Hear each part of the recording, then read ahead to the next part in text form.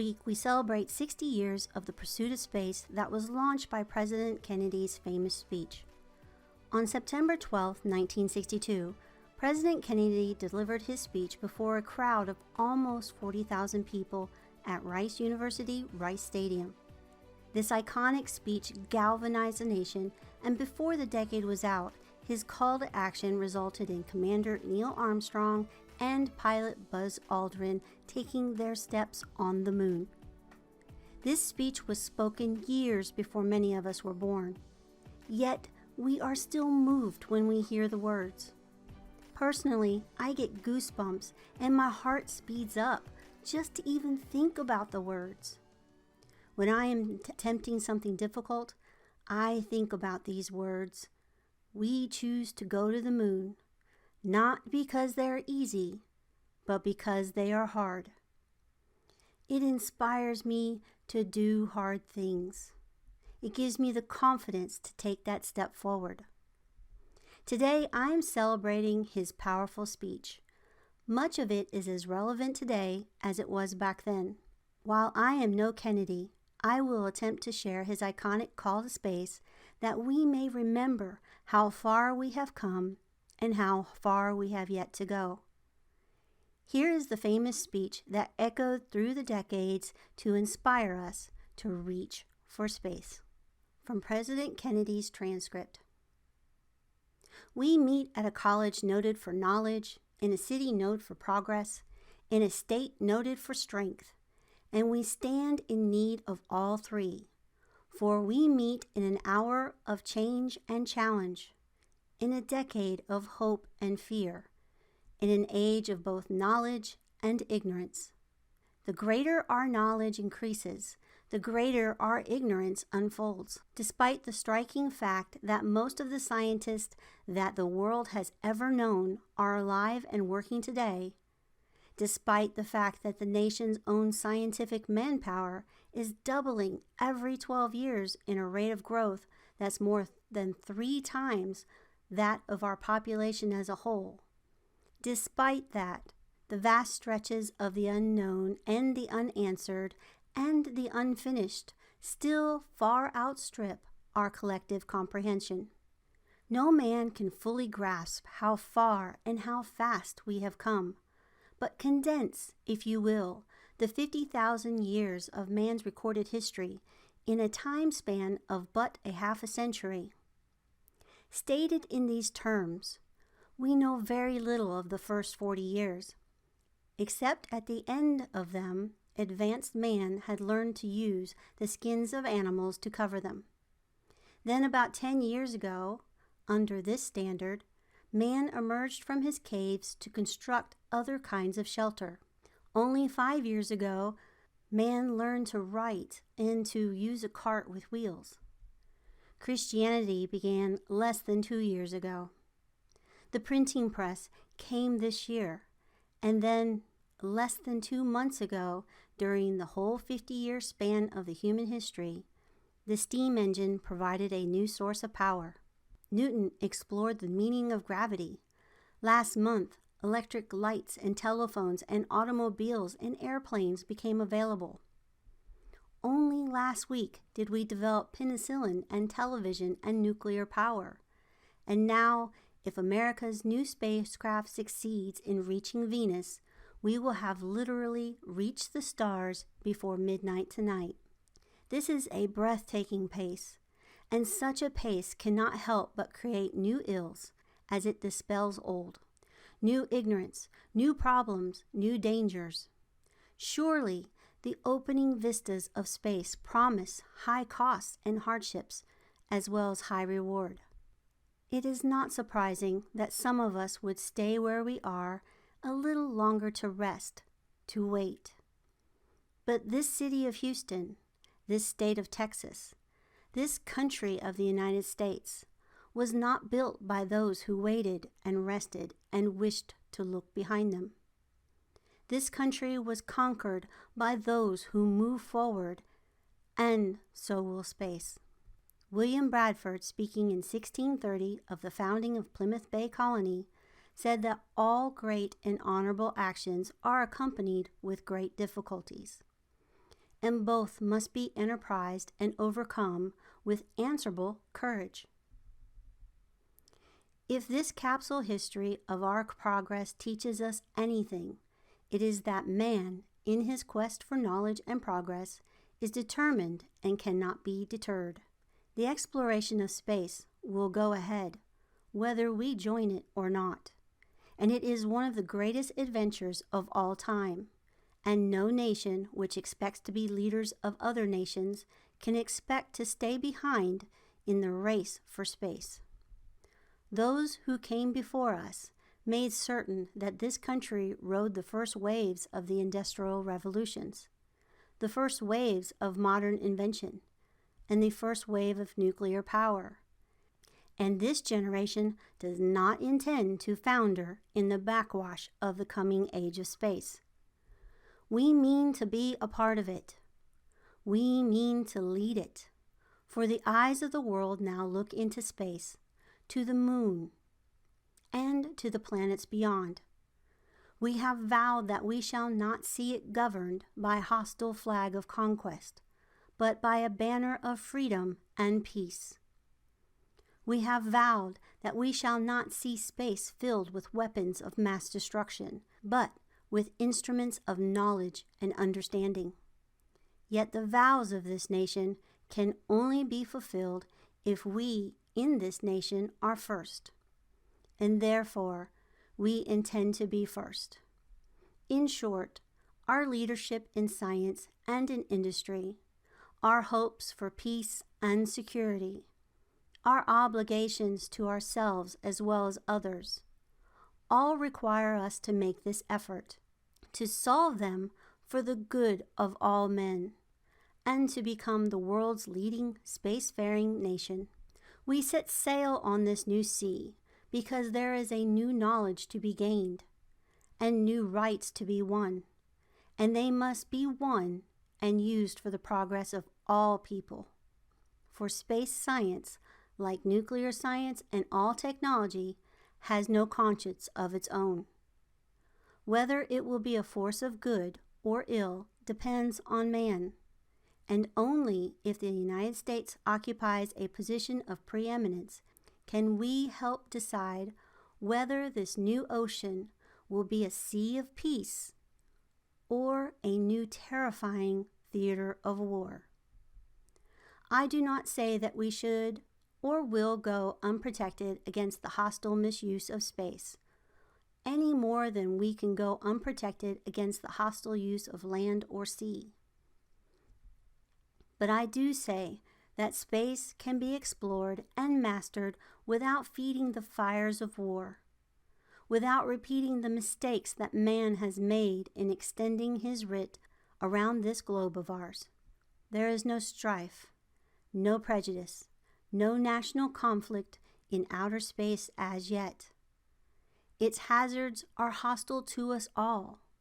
Its conquest deserves the best of all mankind, and its opportunity for peaceful cooperation may never come again. But why, some say, the moon? Why choose this as our goal? And they may well as ask, why climb the highest mountain? Why, 35 years ago, fly the Atlantic? Why does Rice play Texas? We choose to go to the moon.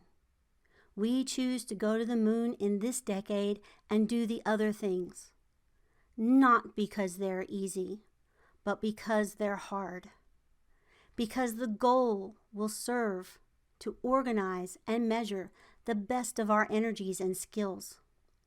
Because that challenge is one we are willing to accept, one we are unwilling to postpone, and one we intend to win,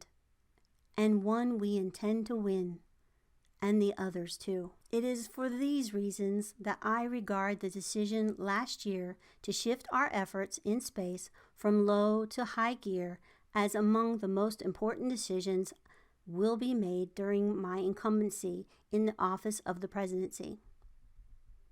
In the past 24 hours, we have seen facilities now being created in the greatest and most complex exploration in man's history.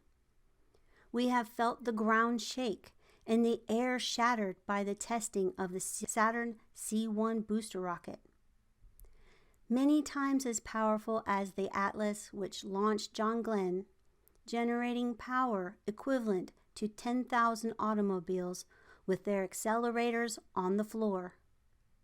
We have seen the site where 5 F-1 rocket engines, each one as powerful as 8 engines on the Saturn combined, will be clustered together to make the Advanced Saturn missile, assembled in a new building to be built at Cape Canaveral, as tall as a 48-story structure, as wide as a city block, as long as 2 lengths of this field.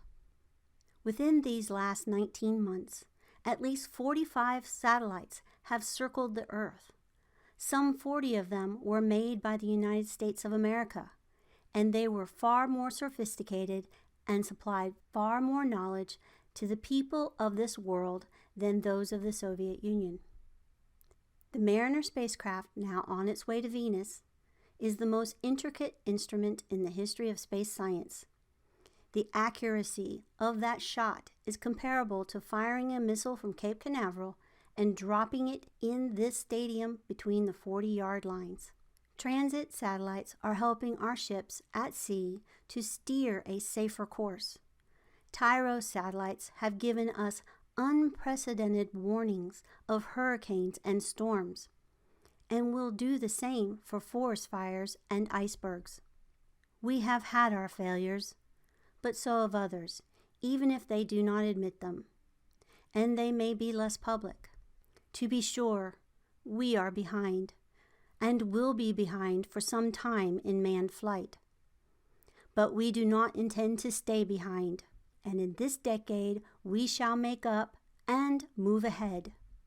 The growth of our science and education will be enriched by a new knowledge of our universe and environment, by new techniques of learning and mapping and observation, by new tools and computers for industry, medicine, and home as well as school.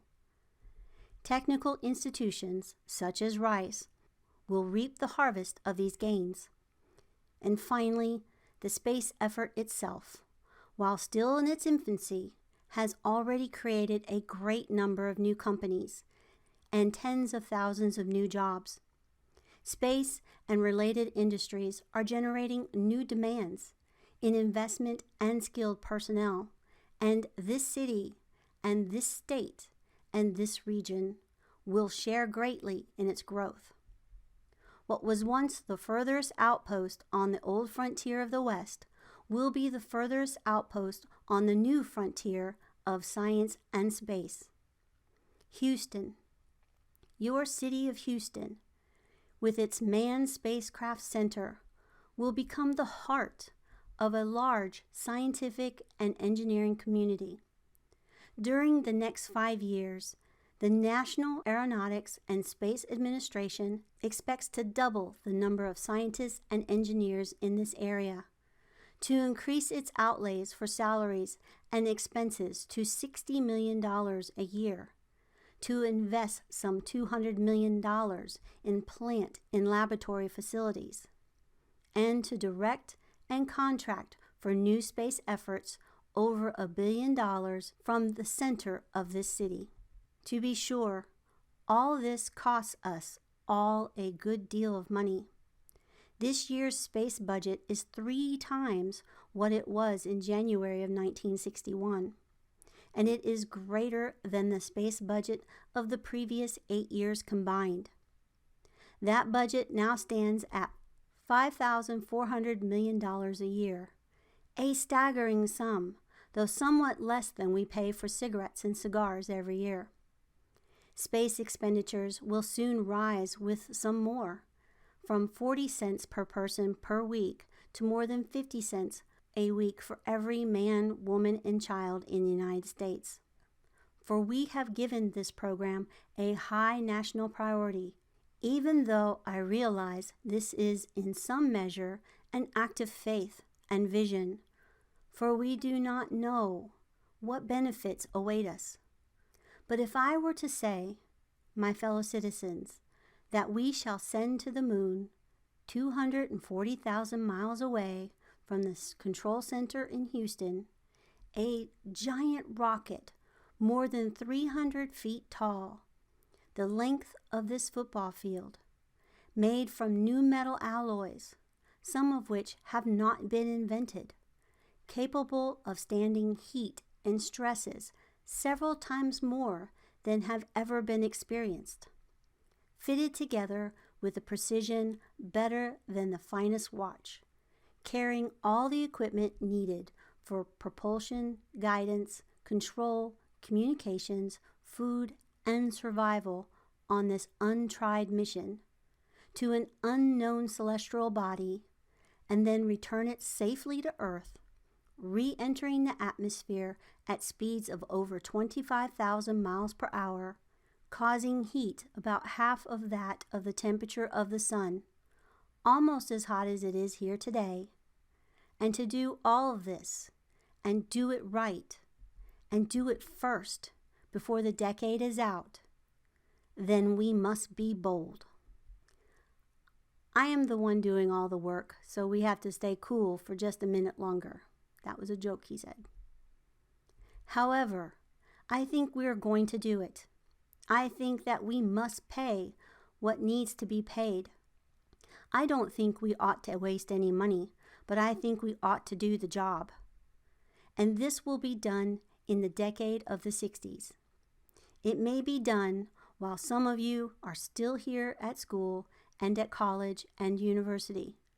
It will be done during the term of the office of some of the people who sit here on this platform. But it will be done. And it will be done before the end of the decade. But it will be done, and will be done before the end of this decade. I am delighted that this university is playing the part in putting a man on the moon as a part of a great national effort of the United States of America. Many years ago, the great British explorer George Mallory, who was to die on Mount Everest, was asked, why did he want to climb it? He said, because it is there. Well, space is there, and we're going to climb it, and the moon, and the planets are there, and new hopes for knowledge and peace are there. And therefore, as we set sail, we ask God's blessing on the most hazardous and dangerous and greatest adventure on which man has ever embarked. Thank you.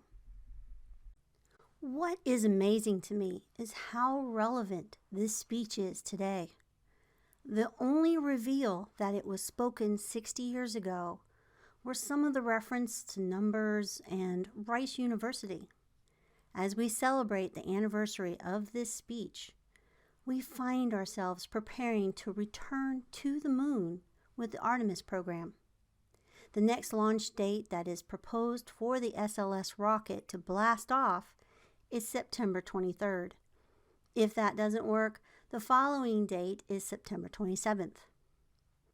One thing I would like to point out is that in 1962, there were only 45 satellites and their technology was still very new. In his statement, quote, within these last 19 months, at least 45 satellites have circled the Earth, end quote. Then he continues to say, quote, transit satellites are helping our ships at sea steer a safer course. Tyros satellites have given us unprecedented warnings of hurricanes and storms, and will do the same for forest fires and icebergs, end quote. Let's think about this for a moment. Less than 2 years before his speech, we were blind. We could not see hurricanes or devastating storms coming. Now we swipe to get our weather forecasts on our phones and complain when they're a little off. We have come so far, but we find ourselves in the same place that we were 60 years ago, on the brink of something very exciting. I, for one, can't wait to see it happen. for We Go to the Moon. I hope this speech has inspired you to continue your reach for the stars. Please subscribe to my YouTube channel and this podcast at spacemarketingpodcast.com.